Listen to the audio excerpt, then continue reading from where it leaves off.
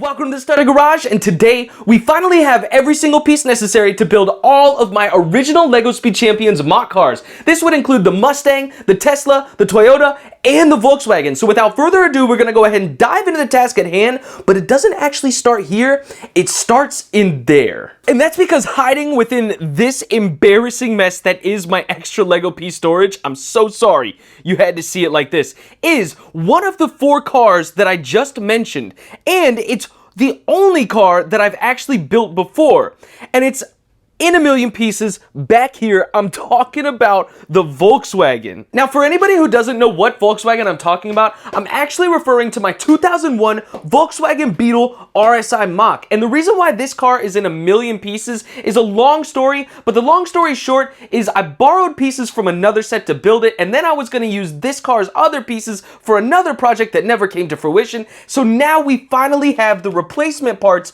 of the borrowed pieces to rebuild this car permanently. I guess I gave you the long story. But I guess my main takeaway would be the same for all 4 cars, and it's the fact that as a creative, I want to be able to permanently display and showcase my own original ideas. And as the collection grows and I create more, see how they get better each time. But y'all have waited long enough for one of these cars to actually show up in this video, so I'm going to go ahead and do the right thing and give it a little... And voila, an almost complete and highly updated 2001 Volkswagen Beetle RSI Mach. Now, the only thing we need to complete this model are the wheel wells from in here, but I thought once we open one bag, we can open all of the bags and see all of their pieces in their glory. So without further ado, let's tear these things open.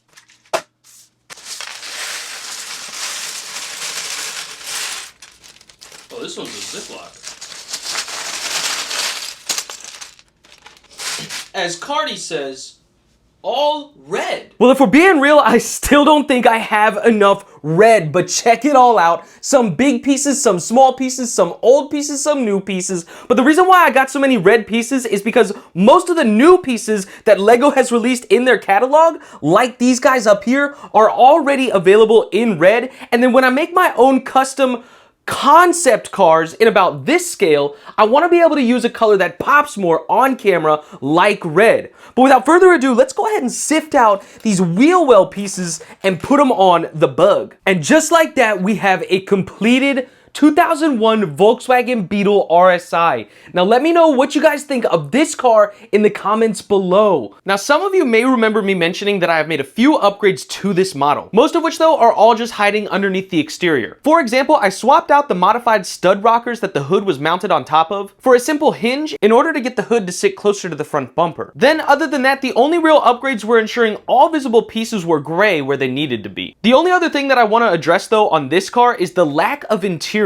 This car is one of 2 out of the 4 today that does not have an interior, and the only reason why it doesn't is because it's so cramped inside. This car is constructed in a way where basically most of it is only 4 studs wide, which blocks too many figures from being able to sit next to each other on the inside. Therefore, since there wasn't really room to make an accurate interior, I just left it empty since this car will just be a display anyways. Alright, so now with the Volkswagen out of the way, we'll go ahead and move on to the next car. And I guess since we did the Volkswagen first, we'll go in backwards alphabetical order, and we'll do the Toyota next. Now, I believe it's hiding somewhere in here, blending in. So let's see, is it here? No. Is it there? No. Here? No. Oh, there it is. Kind of snuck up on me there, but check it out. It's my 6th generation Toyota Celica GT4. Let me know what you guys think of this car in the comments below as well. Here's where I'm going to admit though that I don't know how I feel about this car. For starters, this car was made from a comment that I got challenging me to make one, and I thought, well, what the heck, it might make a fun short. However, admittedly, this means that this car is the only car out of the 4 that I don't have a passion for in real life, and I feel like it shows through the final build. One of the main indicators of that is the fact that this car also doesn't have an interior, and I think that's because once I finished the exterior, I didn't even think of the interior. Anyway, to me, I do believe that this car has the same features of a 6th gen Toyota Celica GT4, but the proportions with LEGO are just not where they need to be. For example, I believe that the outer front headlights should either be slightly larger than the inner headlights, or the inner headlights need to be slightly smaller than the outer headlights. But I tried so many different building techniques to accomplish this without any success. And on top of the headlights not being different sizes, I also think that they may be a little too far far apart. But besides the headlights, I also think that this car's proportions overall remind me of an Integra Celica hybrid more than it does just a Celica. Alright, so next up would be the Tesla, and apparently this car has a self-build feature, and all I have to do is take these tubes and wave them like a wand, and that will summon the necessary pieces to come forth and assemble a Lego Tesla.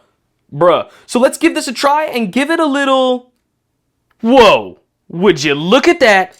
It's my Lego Tesla Model 3 Performance based off of the newly redesigned Tesla Model 3. Let me know what you guys think of this model in the comments below. Now, this car has had several reworks and design changes since its initial reveal so long ago. It's even had some since the transition a few seconds ago. For starters, I somehow missed the side view mirrors, so I added them. Next, when you look at the front bumper, I heavily changed up the lower grille area. Then the last thing that was drastically changed on the exterior from when I initially unveiled it is the back trunk area and bumper. Finally, on top of all the exterior upgrades, I also redesigned the seats. Now, I did this not only because the new seats look better, but this also gave more room for 4 minifigures to fit inside of the car. This being the first car I've ever built that was able to do this. Before we go to the next car, let me just admit that I think that this Tesla is my favorite of today. But if not this, then definitely the next car. But finally, with 3 of the 4 models done, the only car left to build is the Mustang. And if we're being honest, I could not think of a clever transition for this car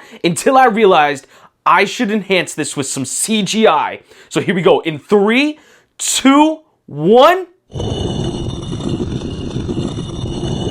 Incredible. You might as well call me ILM. But check it out, it's the final model for today, the Lego 2007 Mustang GT. Finally, let me know what you guys think of this car in the comments below. But I want to quickly mention that this car is not just one of my favorite cars in real life, but it's based off my actual Mustang GT named Monica, that also has a red exterior and tan interior. I built this car for a LEGO Speed Champions muscle car competition that LEGO Autos was holding, which is why I put in a little extra attention to detail by having a hidden V8 engine underneath the removable hood. But now that all of these cars are built and here with us, I want to announce that yes, all of these cars do and will have instructions. Technically, the Volkswagen and the Toyota already do have instructions, but after using them to build, I am definitely going to take them down and update them to be much more professional, with each step being as efficient as possible. This means that I am going to be taking down the instruction videos for both the Volkswagen and the Celica once this video goes live. And to be honest, I haven't figured out how I'm going to put these instructions back up, whether it'll be through my website, a third-party site, or solely on YouTube. But definitely subscribe here and follow my Instagram to know when that happens. But anyway, I want to thank you for watching all the way through if you did, and definitely leave me a thumbs up if you enjoyed today's video. But with that, stay creative and peace.